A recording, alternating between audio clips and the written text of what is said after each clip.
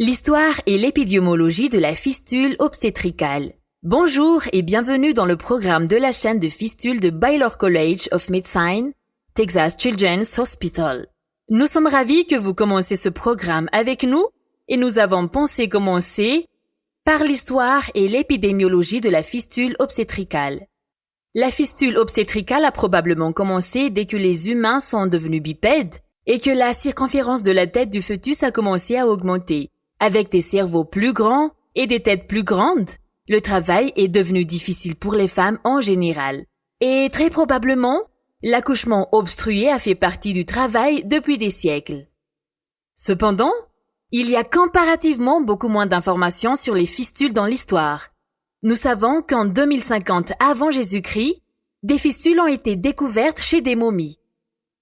Et le médecin perse du 19e siècle, Ibn Sina, les décrit comme des déchirures périnéales, mais il n'y avait pas vraiment d'autres informations sur les fistules obstétricales pendant des centaines d'années. Personne ne les décrit à nouveau, dans l'histoire orale ou picturale, avant les années 1500 en Europe.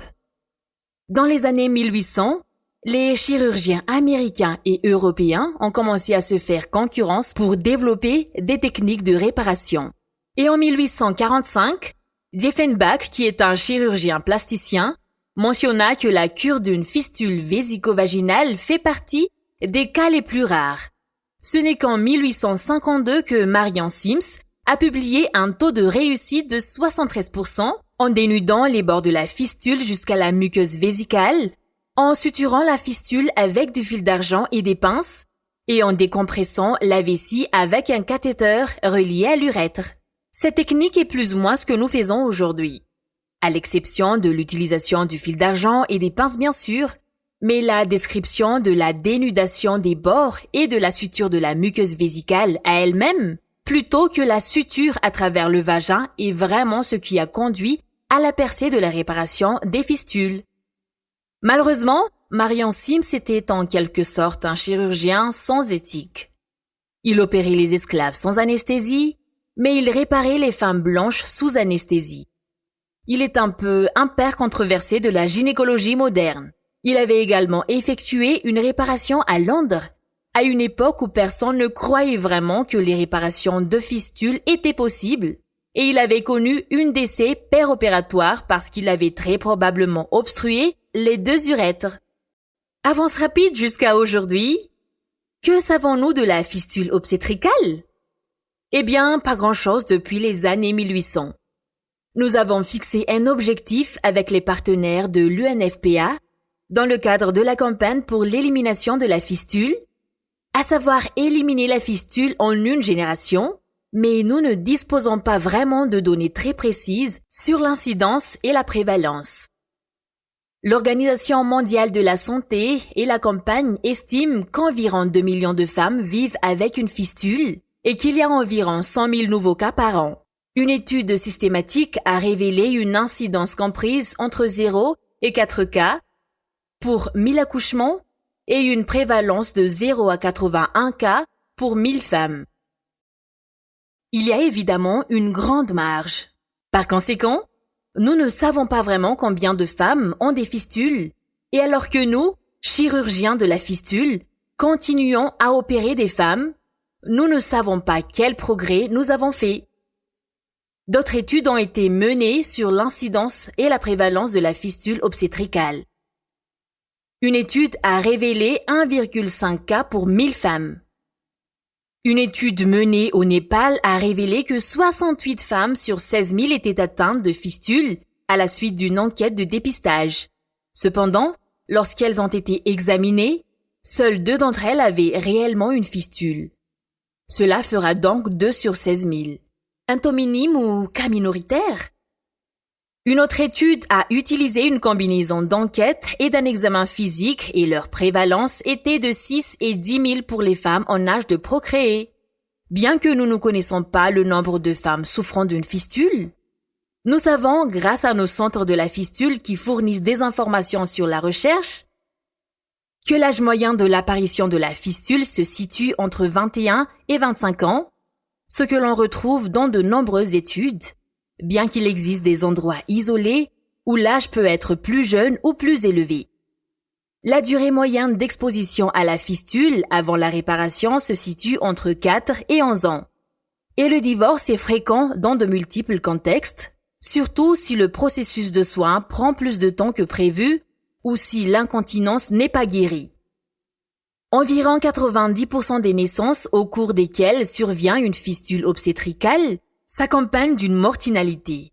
Il faut donc s'en souvenir lorsque l'on s'occupe de nos patientes et du traumatisme qu'elles ont subi.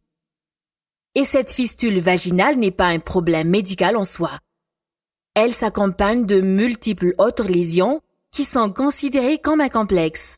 Ainsi, les fistules vésico-vaginales, mais aussi les fistules recto-vaginales peuvent être des cas courants d'incontinence à l'effort, bien sûr, même après l'opération, d'atteinte rénale, qui peut conduire à une pyélonéphrite ou à une hypertension chronique. L'infertilité secondaire est quelque chose que nous voyons fréquemment chez nos patientes. La sténose vaginale, le pied tombant et d'autres effets psychosociaux et préjudices économiques sont tous associés aux femmes souffrant de fistules obstétricales.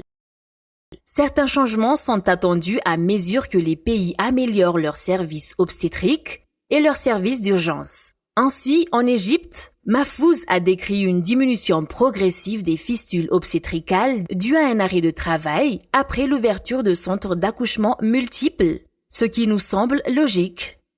Cependant, il y a eu une augmentation simultanée de l'incidence des cas iatrogènes dus aux opérations de gynécologie obstétrique, c'est-à-dire aux hystérectomies, aux ruptures d'utérus, aux hystérectomies par césarienne, etc. Hilton et ses collègues ont également décrit cette diminution qui, selon eux, se produit en Éthiopie. Cependant, en Éthiopie, nous ne disposons toujours pas d'un nombre composite de cas associés à une blessure chirurgicale par rapport aux causes obstétricales. Et avec le manque de données sur les fistules en général, nous ne savons vraiment pas si les cas iatrogènes sont plus nombreux que les cas obstétricaux dans ces autres pays, comme cela s'est produit en Égypte. Quel est donc notre avenir? Nous avons tous pour objectif d'améliorer la collecte de données et nous devrons le faire en partenariat grâce à la collaboration de plusieurs chirurgiens, d'ONG et aux efforts dans le cadre de la campagne pour éradiquer la fistule. Opération Fistula est une ONG qui traite les femmes atteintes de la fistule obstétricale.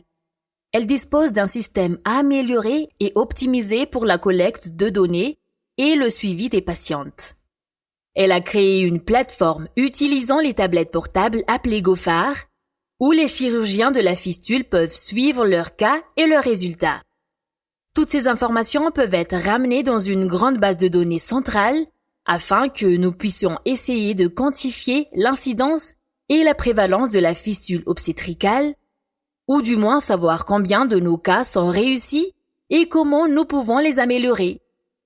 Il y a donc beaucoup à faire sur la fistule obstétricale, beaucoup de choses que nous ne savons pas encore. Et ce n'est que le début de tout le cours.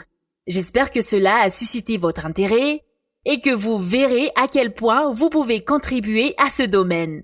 Merci pour votre temps.